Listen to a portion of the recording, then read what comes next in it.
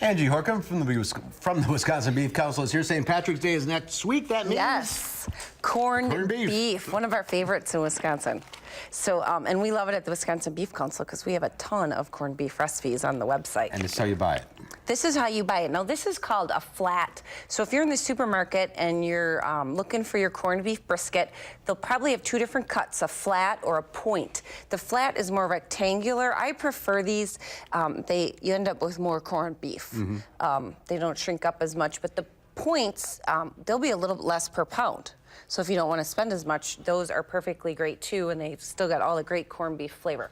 So St. Patty's Day is a Tuesday this year, so I thought I would show a slow cooker recipe. Okay. Because this brisket needs a low, slow, long time.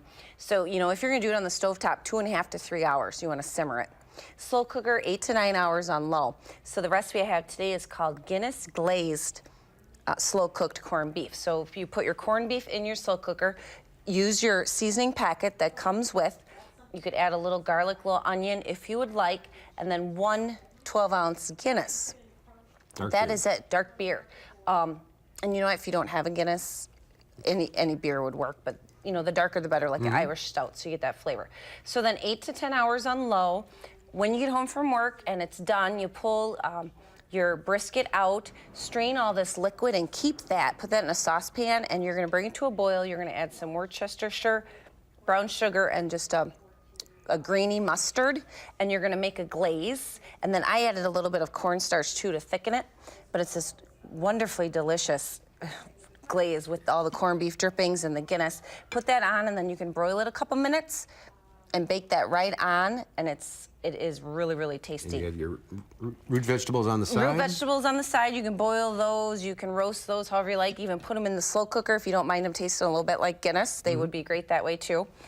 If you do happen to have any planned overs or leftover corned beef, yes, right? You can pull some aside before you eat. These are cute little Reuben bites.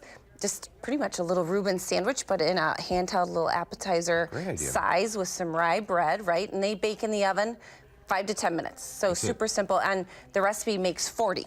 So if you use a loaf of that rye bread, it's got about 45 slices in it, so you can make a lot. And then these are fun too. These are called deli burgers. So I took a pound of lean ground beef and added in some corned beef. So mixed them together. Mixed them together, patted them up, and grilled them.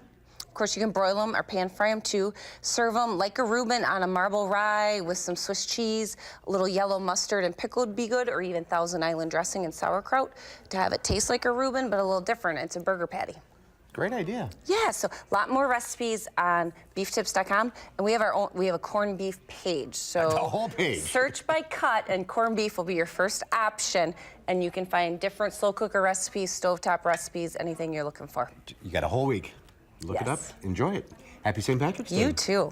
All right, we'll be right back with a final check of your forecast. There it is, beeftips.com or facebook.com/WisconsinBeef. We'll be right back.